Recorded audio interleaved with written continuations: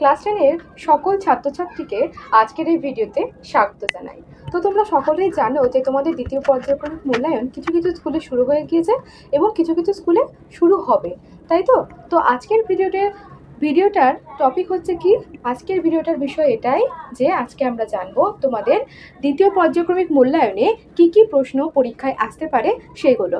চলো তাহলে আমরা দেখে নিই তোমাদের কি কি প্রশ্ন আসতে পারে। আমরা প্রথমে দেখবো এমসিকিউ। কি দেখো এমসিকিউ প্রথমে কি রয়েছে, জগদীশবাবু সন্ন্যাসীর কাঠের খড়মে কি লাগিয়ে দিয়েছিলেন? কি লাগিয়ে দিয়েছিলেন? সোনার বোল, তাই তো? দ্বিতীয় প্রশ্ন আমরা দেখবো, দেখো দ্বিতীয় প্রশ্ন কি রয়েছে, গিরিশ মহাপাত্রের সাথে অপূর্বর পুনরায় কোথায় দেখা হয়েছিল? দেখা হয়েছিল তাদের রেল স্টেশনে, ঠিক আছে।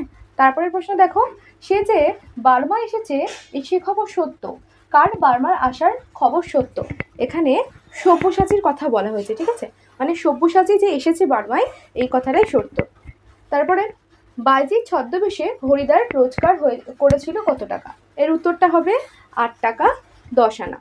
কি বলতো, এই হরিদা যে গল্পটা রয়েছে সেটা কিন্তু ভীষণ একটা মানে পছন্দের গল্প আমার, যেখানে হরিদা কিন্তু এই মেন ক্যারেক্টার। তারপরে দেখো 5 নম্বর প্রশ্ন, অভিষেক করিলা কুমারে। ইন্দ্রজিৎকে রাবণ অভিষিক্ত করেছিল কোন পদে? ইন্দ্রজিৎকে রাবণ অভিষিক্ত করেছিল সেনাপতি পদে। তারপরের প্রশ্ন, কবি নূতনের ক্রেতনকে কি বলেছেন? এখানে কবি নূতনের ক্রেতনকে কালবৈশাখী ঝড়ের সাথে কিন্তু তুলনা করেছেন।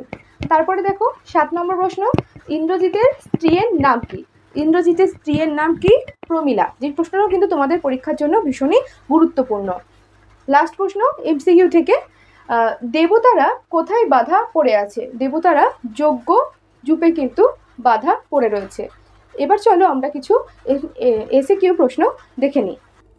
এর আগে আমরা এমসিকিউ দেখলাম, তাই তো? এবার আমরা দেখব তোমাদের কি কি এসিকিউ আসতে পারে সেইগুলো। দেখো এগুলো কিন্তু আগেও আমরা দেখেছি 1 নম্বরের প্রশ্ন, এবারও কিন্তু দেখব এসিকিউ থেকে 1 নম্বরের প্রশ্ন। এগুলো কিন্তু সব এসিকিউ।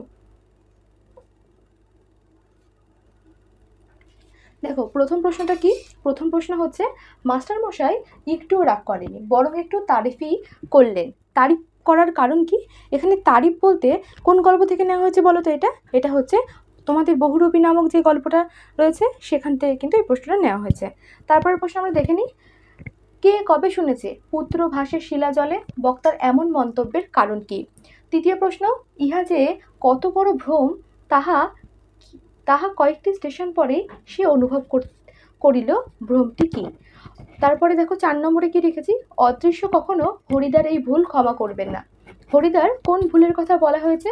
5 নম্বর প্রশ্ন এবার আমরা দেখব। 5 নম্বর প্রশ্ন রয়েছে, তবে এ বস্তুটি পকেটে কেন? কোন বস্তুটি পকেটে ছিল?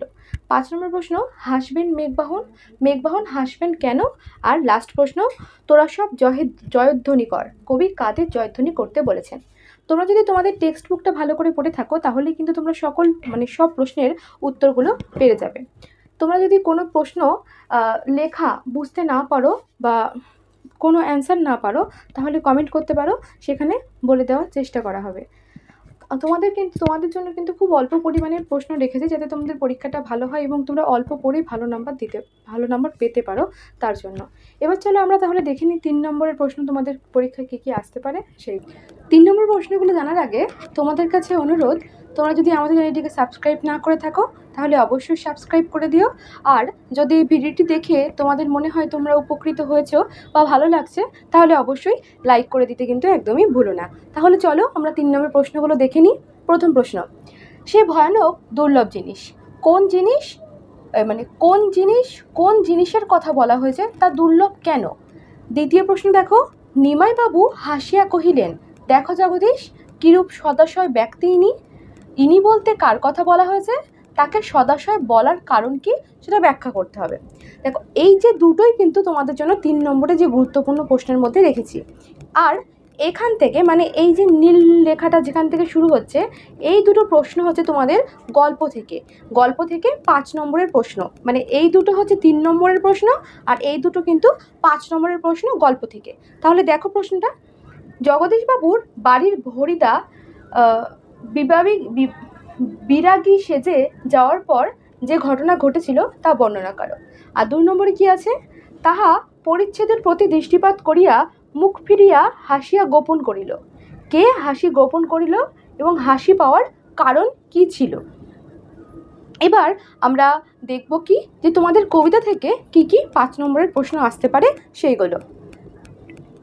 দেখো তাহলে কবিতা থেকে মাত্র 2টি প্রশ্ন রেখেছি, সেই 2টি কি, দেখিব এবার বীর বাঁচে কি এই ঔষধে। বীর বলতে কাকে বোঝানো হয়েছে, উদ্ধৃত অংশের বক্তাকে এবং এমন মন্তব্যের কারণ কি। এগুলো কিন্তু সবই 5 নম্বরের প্রশ্ন। তারপরে দেখো 2 নম্বরে কি আছে, তোরা সব জয়ধ্বনি কর, কবির এই কথা বলার কারণ কি। এটাও তাই 5 নম্বরের ব্যাখ্যা করতে হবে। এবার আমরা যে দুটো কালো রং দিয়ে লেখা যে প্রশ্ন দুটো দেখতে পাচ্ছি, এই দুটো কিন্তু কোনি থেকে প্রশ্ন, যে দুটোই কিন্তু ভীষণ ইম্পর্ট্যান্ট তোমাদের পরীক্ষার জন্য। তাহলে চলো আমরা দেখে নিই খিদ্দা কিভাবে কোনির জীবনের প্রেরণা হিসেবে কাজ করেছিল। আর দ্বিতীয় প্রশ্ন, ফাইট কোনি ফাইট, সাধারণত সাঁতারু থেকে চ্যাম্পিয়ন হয়ে উঠতে গিয়ে কোনি কী ধরনের ফাইট করতে হয়েছিল সেটাই কিন্তু ব্যাখ্যা করতে হবে। তাহলে আজকের ভিডিওটা এইটুকুই। তোমাদের আশা করি ভিডিওটা ভালো লাগবে এবং তোমাদের কাছে অনেক সাহায্যকারী হয়ে উঠবে। তো যাদের কাছে মনে হবে যে ভিডিওটা তোমাদের ভিডিওটা দেখে মনে হবে যে এটা আমাদের ভালো লেগেছে বা অনেক সাহায্য করেছে, তারা অবশ্যই আমাদের চ্যানেলটিকে সাবস্ক্রাইব করে দিও। আর ভিডিওটাকে কিন্তু লাইক কমেন্ট শেয়ার করতে একদম ভুলো না। তাহলে এইটুকুই, টাটা।